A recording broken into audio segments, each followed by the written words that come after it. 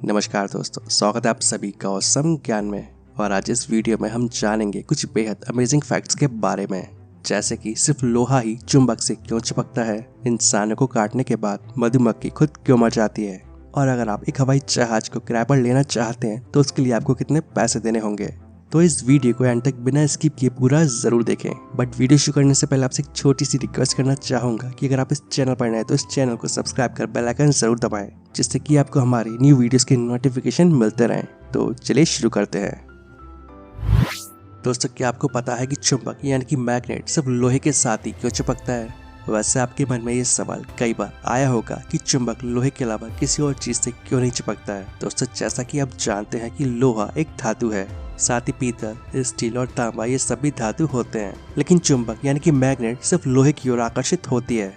और ऐसा इसलिए क्योंकि लोहे में भी चुंबकीय गुण होते हैं और जबकि अन्य धातुओं में ये नहीं होते हैं। और चुंबक के पास आने के बाद लोहा रिएक्ट करने लगता है। इससे आप ऐसे भी समझ सकते हैं कि चुंबक के पास आने के बाद लोहा भी चुंबक के जैसे बिहेव करने लगता है और उसी के साथ चिपक जाता है। दोस्तों, लोहे के अलावा स्टील, पीतल, तांबा इन सब में चुंबकीय गुण नहीं होते हैं और यही वजह है कि चुंबक के पास आने के बाद ये उसकी ओर आकर्षित नहीं होते हैं। वैसे आपको बता दूं कि सिर्फ लोहा ही एक ऐसी धातु नहीं है जो कि चुंबक की ओर आकर्षित होता है। लोहे के अलावा कोबाल्ट और निकेल में भी चुंबकीय गुण पाए जाते हैं और ये दोनों ही चुंबक की ओर आकर्षित होते हैं, यानी कि ये दोनों भी चुंबक से चिपक जाते हैं। दोस्तों, क्या आप जानते हैं कि मधुमक्खी इंसानों को काटने के बाद क्यों मर जाती है? दोस्तों, मधुमक्खी और ततैया ये दोनों ही ऐसे कीड़े हैं जिन्होंने आपको कभी न कभी तो काटा ही होगा और इनके काटने पर दर्द भी बहुत होता है। लेकिन क्या आपको पता है कि इंसान को डंक मारकर दर्द पहुंचाने के बाद मधुमक्खी खुद भी मर जाती है? लेकिन ऐसा होता क्यों है? दोस्तों, मधुमक्खी तभी डंक मारती हैं जब उनके छत्ते को खतरा होता है और माना जाता है कि वो ऐसे ही किसी को भी डंक नहीं मारती हैं। उनके छत्ते को खतरा होने पर और आत्मरक्षा में ही वो डंक मारती हैं। दरअसल मधुमक्खी का डंक बारबट रासायनिक से बना होता है और मधुमक्खी के डंक मारने के बाद वो अपना डंक बाहर नहीं खींच सकती है और वो डंक के साथ ही अपनी पाचन नली का कुछ हिस्सा, मांसपेशियां और नसें भी छोड़ जाती है और इसी वजह से उसकी मौत हो जाती है। मधुमक्खी के जाने के बाद भी कुछ मिनट्स तक उस घाव में जहर फैलता रहता है और इसी वजह से उसके डंक को कुरेद कर बाहर निकालने की सलाह दी जाती है। ऐसे ही दोस्तों, क्या आपको पता है कि होटलों में 13 नंबर का रूम क्यों नहीं होता है? अक्सर जब भी कोई बाहर घूमने जाता है तो वो किसी न किसी होटल में तो जरूर रुकता है और ऐसे में जब आप वहाँ रुकते हैं तो आपने देखा होगा कि होटलों में 13 नंबर का रूम नहीं होता है। तो दोस्तों, इसके पीछे का एक बड़ा कारण है कि वेस्टर्न देशों में 13 नंबर को अनलकी माना जाता है और वहाँ के लोगों में 13 नंबर को लेकर डर भी बना रहता है और इसी के चलते वेस्टर्न देशों में ना तो 13 नंबर का रूम होता है और ना ही 13 फ्लोर होती है। वहीं ऐसा भी माना जाता है कि यीशु मसीह को किसी व्यक्ति ने धोखा दिया था और यह वही व्यक्ति था जिसने उनके साथ बैठकर खाना भी खाया था और उन्हें धोखा देने वाला वो व्यक्ति 13 नंबर की कुर्सी पर बैठा हुआ था। और इसी घटना के बाद से यूरोप और अमेरिका सहित कई देशों में 13 नंबर को अनलकी माना जाता है।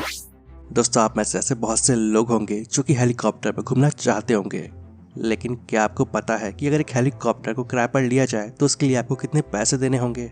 पहले आपको बता दूं कि आप हेलीकॉप्टर को किराए पर ले सकते हैं। दोस्तों, इंडिया में किराए पर हेलीकॉप्टर मिलते हैं और बहुत से लोग इन्हें शादियों के लिए बुक भी करवाते हैं। भारत के कुछ शहरों जैसे कि दिल्ली, मुंबई, चेन्नई, बेंगलुरु ये कुछ शहर है जहां पर ये सुविधा उपलब्ध है। हेलीकॉप्टर को किराए पर लेने से पहले जो चीज ध्यान रखी जाती है वो है टाइप ऑफ हेलीकॉप्टर, यानी कि हेलीकॉप्टर किस तरह का है। और ये तो आप जानते होंगे कि हेलीकॉप्टर कई तरह के आते हैं। दोस्तों, एक हेलीकॉप्टर का रेंट 60,000 रुपए से लेकर 3,75,000 रुपए तक हो सकता है।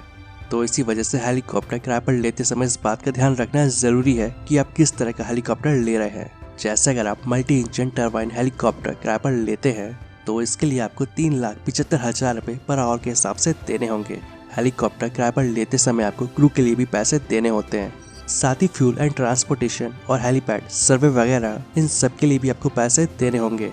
दोस्तों, भारत में हेलीकॉप्टर किराए पर लेने की सुविधा अवेलेबल तो है, लेकिन इसे किराए पर लेना एक आम आदमी के वश की बात नहीं है।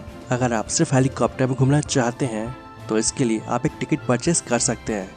बता दूं कि भारत के कई शहरों में ये सुविधा अवेलेबल है। जैसे कि मुंबई में अगर आप हेलीकॉप्टर में घूमना चाहते हैं तो उसके लिए आपको 20 मिनट के हिसाब से 5 से 6,000 रुपए देने होंगे।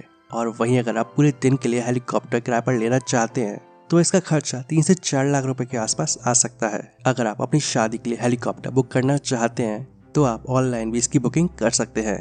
कई ट्रैवल एजेंसी ये सर्विस दे रही हैं और आप उनकी वेबसाइट पर जाकर हेलीकॉप्टर बुक कर सकते हैं। इसके अलावा आपके शहर में कई एजेंट्स भी होंगे जिनकी मदद से भी आप हेलीकॉप्टर बुक कर सकते हैं। दोस्तों, हेलीकॉप्टर बुकिंग के साथ ये भी तय किया जाता है कि हेलीकॉप्टर लैंड कहाँ होगा। इस बेसिस पर भी आगे की बुकिंग की जाती है। तो आई होप दोस्तों आप सभी को ये वीडियो पसंद आया होगा। वीडियो अच्छा लगे तो वीडियो को प्लीज लाइक एंड शेयर जरूर करें और ऐसी इन्फॉर्मेटिव वीडियोस आगे भी देखने के लिए इस चैनल को सब्सक्राइब कर लें। तो मिलते हैं नेक्स्ट वीडियो में। जय हिंद, जय भारत।